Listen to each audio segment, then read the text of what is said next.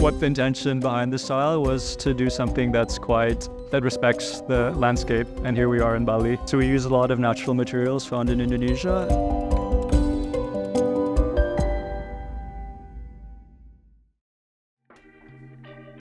Hi, Bali Interiors. I'm Ed. Welcome to my house, and let's take a peek in my paradise.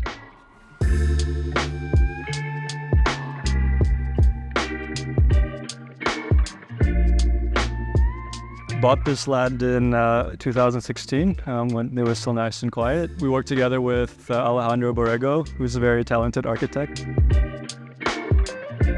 So we use a lot of natural materials found in Indonesia, a lot of wood throughout, ulin, bangkirai, and so on. What we try to achieve is how we can maintain and respect the traditional Balinese elements while still making it a bit modern. A lot of, I guess you would call it, minimal and brutalist lines. We kind of tried to achieve that combination.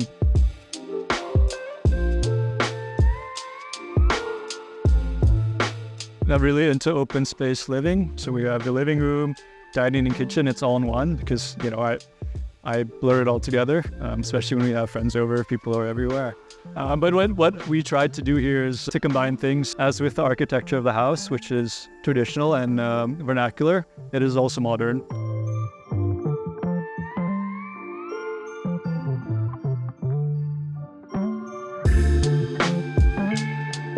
And this is the dining room and kitchen, which is a lie because it's the same room as the living room.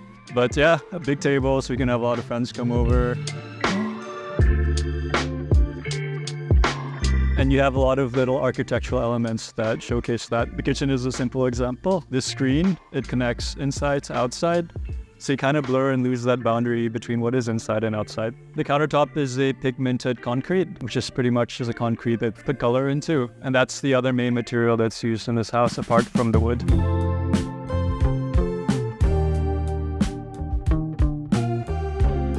So this is my bedroom. It's where I sleep. Going back to the theme of how we blend the inside and the outside, I think the bedroom kind of does the same thing.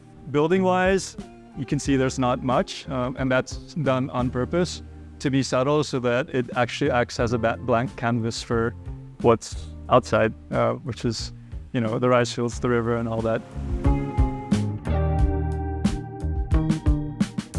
Our attention is drawn to the sounds of the river, the greenery outside, the rice field, and so on. And it's actually quite nice for me to wake up to it, to the sound of the rice field and this river down here.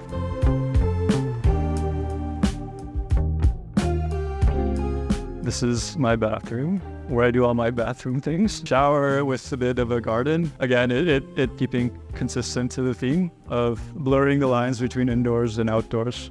So we're in an indoor bathroom, but we have a bit of a small garden, but also a bit of visual permeability to the outside space. And it just makes it more that we are in nature. And of course, the beauty of living in Indonesia is that we have the creative freedom to make things. I designed these towel holders, which are also handmade, nice and slim. And yeah, a few ironmongery and stuff.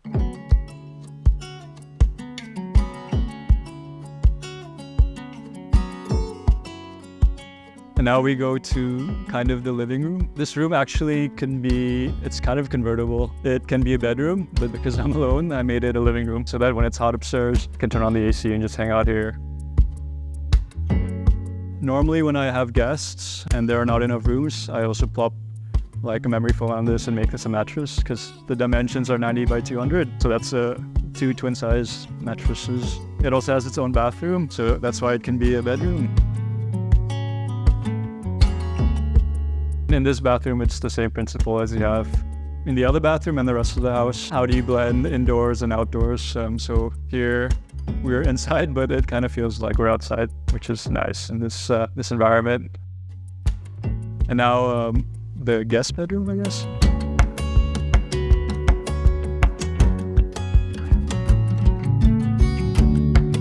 This room in particular, sometimes I actually just sleep here because this room is a bit darker, so it has a bit more of this cave feeling, and I kind of like that.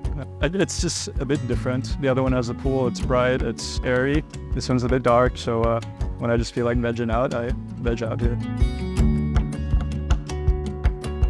When it was designed, we also thought about privacy. I think this room is a bit more private in the sense that it's kind of separated from the rest of the house. Guests or myself, if we want to like sneak in and out, we can, there's like a direct path to the main door without having to go to the rest of the house. And that was the idea behind it. So it's a holistic sense of privacy.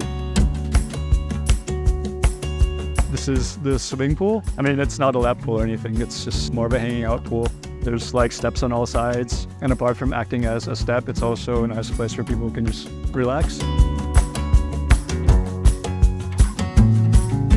What I like about it is also it kind of has, again, that contrast. And by that, then the greenery and the rice fields and everything can stand out a bit more. It's like they complement instead of compete with each other.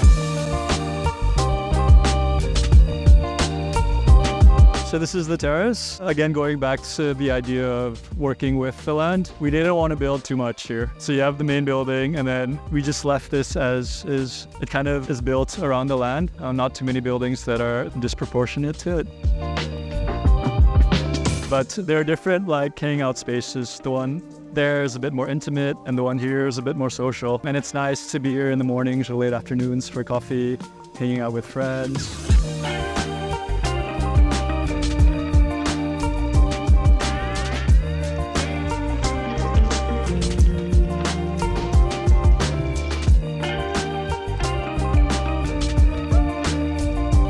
Thank you, volunteers, for taking a peek in my paradise, and we'll see you next time.